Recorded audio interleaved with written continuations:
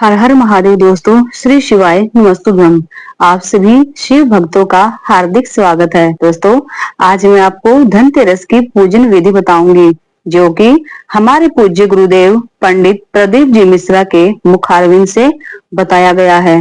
दोस्तों, जो भी मानव मृत्यु लोक में रहता है, अगर वो धनवंतरी की पूजन कर लेता है कार्तिक के पावन महीने में त्रयोदशी तिथि को, तो उसके घर से लक्ष्मी कभी बाहर नहीं जाती, सदा उसके घर में विराजमान रहती है। दोस्तों, अगर आपने किसी चित्र में भगवान धन्वंतरी का दर्शन किया हो, तो उनके एक हाथ में चक्र है, एक हाथ में शंख है, एक हाथ में औषधि है, एक हाथ में उनके अमृत का कलश है। दोस्तों, अब मैं आपको धनतेरस के दिन की पूजन विधि बताऊंगी, तो बड़े ध्यान से सुनना।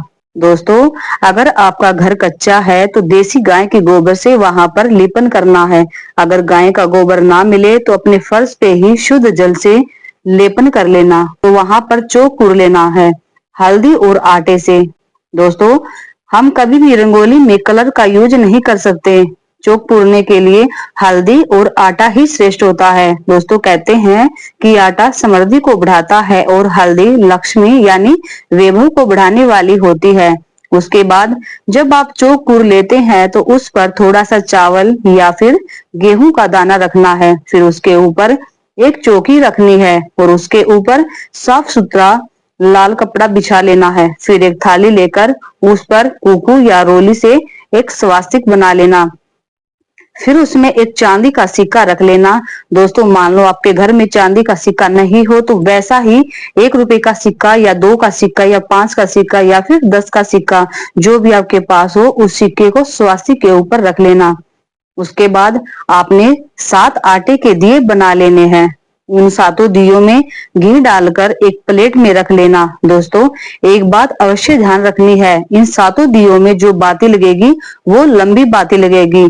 इसमें हम गोल बाती का प्रयोग बिल्कुल भी नहीं कर सकते। फिर जो 7 दिए लिए थे लंबी बाती के, उन सभी को प्रज्वलित कर लेना है। उसके बाद एक दिया तेल का लगाना है। जहां पर जो हमने सिक्का रखा है वहीं पर आपने सीधे हाथ की तरफ तेल के दिए को रख देना है। जो 7 दिए लगाए थे वो माता लक्ष्मी के सीधे हाथ की तरफ रखने हैं, मतलब लक्ष्मी जी का सीधा हाथ और हमारा उल्टा हाथ। तो हमें अपने उल्टे हाथ की साइड उन सभी दियों को रख लेना है। फिर जो हमने थाली ली थी पूजन के लिए, उसमें रोली, हल्दी, गुलाल, चंदन, अबीर, मोली, लाल धागा, अमर बेल के टुकड़े, कमल गट्टे, हल्दी की गांठ रख लेने हैं और एक लोटा जल। फिर जो हमने चांदी का या सादा सिक्का थाली में रखा था उसका सादे पानी से सिंचन करना है। दोस्तों, कहते हैं कि लक्ष्मी पूजन का अलग अलग समय होता है, लेकिन धनतेरस की पूजन का कोई मुहूर्त नहीं होता है, क्योंकि ये प्रदोष काल से ही शुरू हो जाता है, क्योंकि ये शिव जी के द्वारा निर्मित है।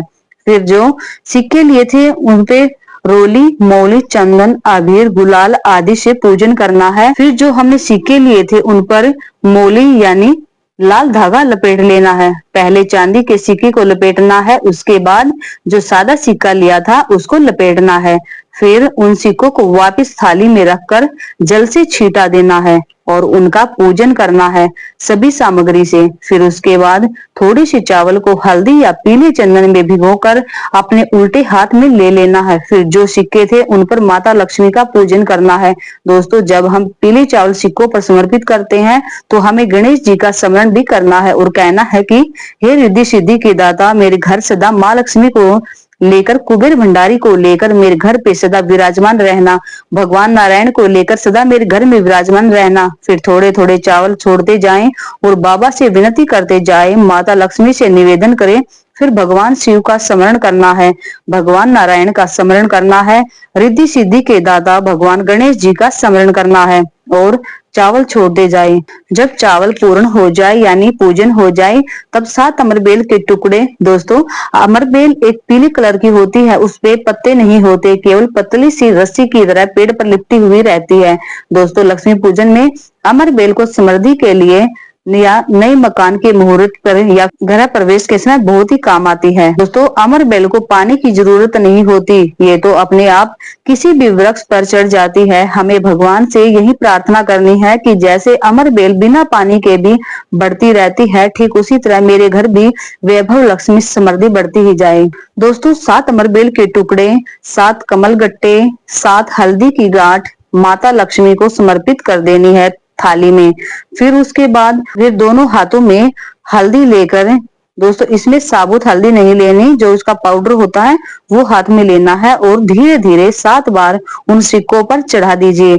अपने मन की कामना बोल देनी है माता लक्ष्मी विराजमान करने के लिए। जब हल्दी पूरी चढ़ा दो तो उसके बाद अपने हाथ में कुकू और रोली लेकर दोनों माता लक्ष्मी पे समर्पित कर देनी है। उसके बाद आपके घर में जो मीठे का प्रसाद बना हो उसका भोग माता लक्ष्मी को लगाना है। मान लो आपके घर में कुछ नहीं बनाया तो शक्कर का भोग लगा दीजिए, वो भी ना हो तो गुड़ का या फिर मिश्री का भोग लगा दीजिए। जब पूजन पूर्ण हो जाए तो आपके घर में जो मंदिर है उसका भी पूजन कीजिए। फिर माता लक्ष्मी से निवेदन करना कि हे माँ लक्ष्मी, आप सदा मेरे घर में विराजमान रहना।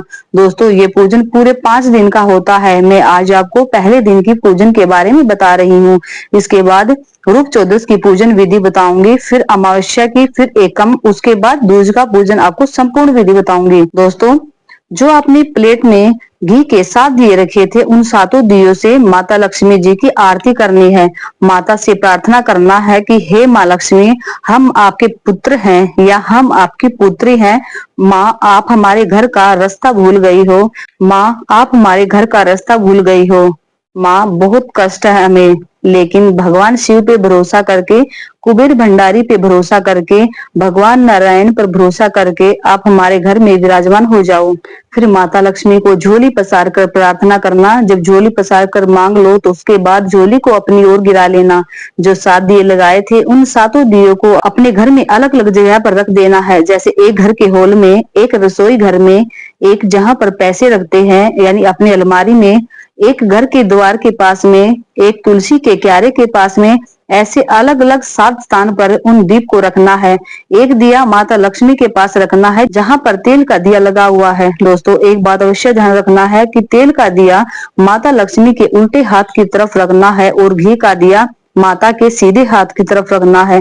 दोस्तों, अगर आप धनतेरस के दिन कोई भी नई वस्तु लेकर आए हो, कोई भी चीज लेकर आए हो, तो उसका भी पूजन उसी दिन यानी धनतेरस की दिन ही करना है। दोस्तों, अगर मेरे द्वारा दी गई जानकारी आपको अच्छी लगे तो प्लीज चैनल को ज्यादा से ज्यादा शेयर करना और मेरे चैनल को सब्सक्राइब जरूर करना। ओके दोस्तों, हर हर महादेव, श्री शिवाय नमस्तुभ्यम।